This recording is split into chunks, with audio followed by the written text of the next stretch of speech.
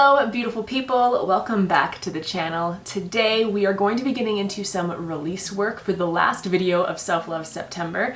I am very excited because it lines up perfectly for the full moon that's coming up on September 29th in Aries. If you are feeling up to incorporating and working with some of the lunar phases, I have two playlists for you on the channel. The first being new moons and the rituals and associations you can work with around the corresponding zodiacs, and then I have a full moon playlist with the same things. So all of the associations and ways to work with the full moon energy with its corresponding zodiac wherever it's falling in the sky. The full moon on the 29th falls in the sign of Aries, so I will link above to the full moon in Aries video so you can get all of the archetypal associations and correspondences and get a good grasp on how to work with the full moon energy in association with Aries. I love when it just works out, you know, when the stars literally align in time for some ritualistic magic.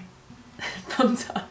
So release work is self-explanatory, and if you don't want to do it in association with a full moon, that's totally fine. I love doing release work because it is a bite-sized ritual. It doesn't have to be complicated. It's self-explanatory in the sense that release work is letting go. It's just releasing things. It can be anything that comes to mind for you. This can be limiting beliefs, negative thoughts, negative self-talk, people, previous work experiences, expectations. Anything that shows up for you is eligible to be released if you would like it to be. In my own life and my own experience, release work and self-love go hand in hand. Throughout the entire month of September, we have been actively growing, building supportive habits, cultivating compassionate relationships with ourselves, realigning ourselves with different energetics and intentions that we want to call in or cultivate more of. We are moving and working towards a positive direction that supports us. When we learn, when we grow, and when we expand, we need to let go of things that no longer serve us and that might be holding us back into unwanted frequencies or vibrations, unwanted thought patterns, or unwanted areas in our life in general. So release work can really allow us to shed our skin, let go, send it back to the cosmos, put it back into the earth so that we can move forward in our lives unencumbered, so we can grab life by the horns, as it were. For this release ritual, we're going to be working with fire. What you're going to need is some sort of fire-safe pot. Think a cooking pot, a camping pot, or cast iron, something that can heat up without blowing up, but doesn't transfer heat too easily. Cast iron is golden for this. That being said, I put mine on a rock to decrease the heat transfer for whatever it is on. You could use something like a hot plate or a rock, or you could put it on cement. You can do this outside. We would like to just emphasize the need for fire safety. I literally caught myself on fire yesterday. I'll show you. There is a literal hole in this shirt. See? Because I lit myself on fire. I was gazing out of this window, watching my mom's adorable cat Smudge frolic and be a panther in nature, and I didn't notice that my hand was just chilling over top of these lovely candles, and then I caught on fire. So fire safety, do that. Do the fire safety. On top of needing a cauldron or a pot or something that you can put things on fire in, and a hot plate or a fireproof surface, you're going to need a lighter or matches, so a fire source. You're going to need a piece of paper and a pencil. There is an option here to add in a little tea light, like one of these little tea lights. You would take it out of, oh, well, that's fine. You would take it out of the tin and then put it in your pot.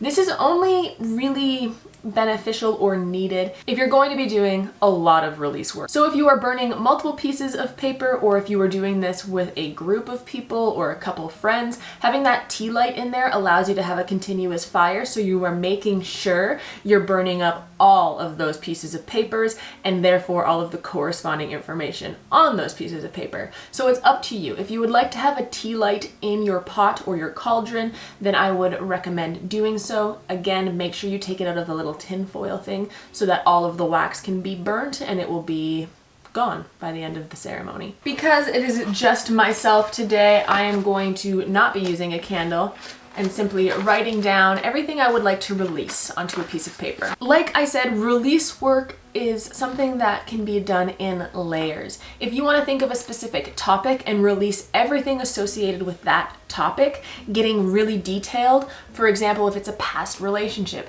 if you want to go through all of the ways that your previous partner made you feel and you want to release those individual feelings, you can totally do that. There is huge potency in the specifics. There is also the caveat and the capacity to do multiple topics as well. You can release anything and everything. This can be 6 pieces of paper long, so be as detailed or as broad or as all-encompassing as you see fit. This is a great area and way to tie in whatever lunar phase you might be working with. So if you're working with Aries, you can look at the associations of Aries and release specific things in relation to Aries, or you can look at the house that the moon is falling in your chart if you know your birth time, and you can look up the corresponding associations for that house and do a lot of release work around that area of your life. These are all ways and options to add levels of intention and awareness into a ritual or a ceremony, which can really increase and double down on the potency. Write it all down. Limiting beliefs, people, situations, mental patterns, expectations of yourself or other people. Get it out. Now, once you are complete, take your piece of paper. I don't want you to see my words. Once you are done writing down everything you're wanting to release, take your paper and fold it away from you.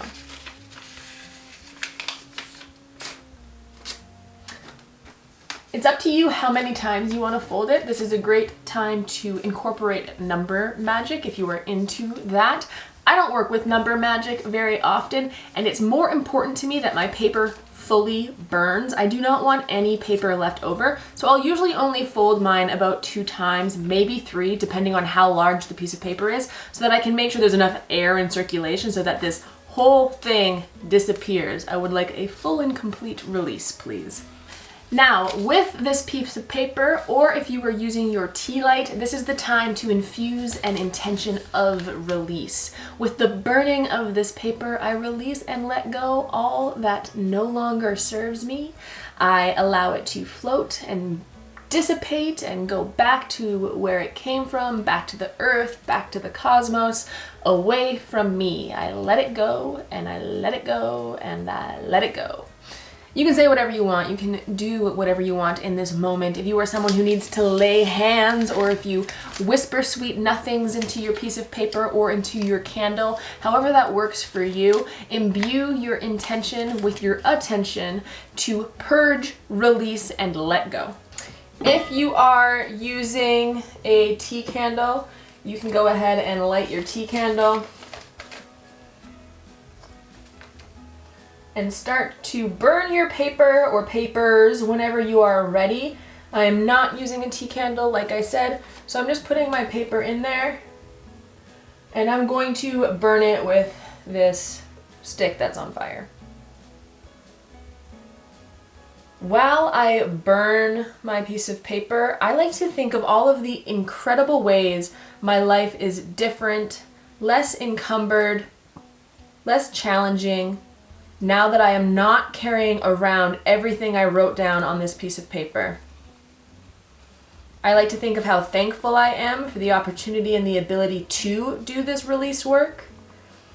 If I'm working with the moon, I will thank the moon.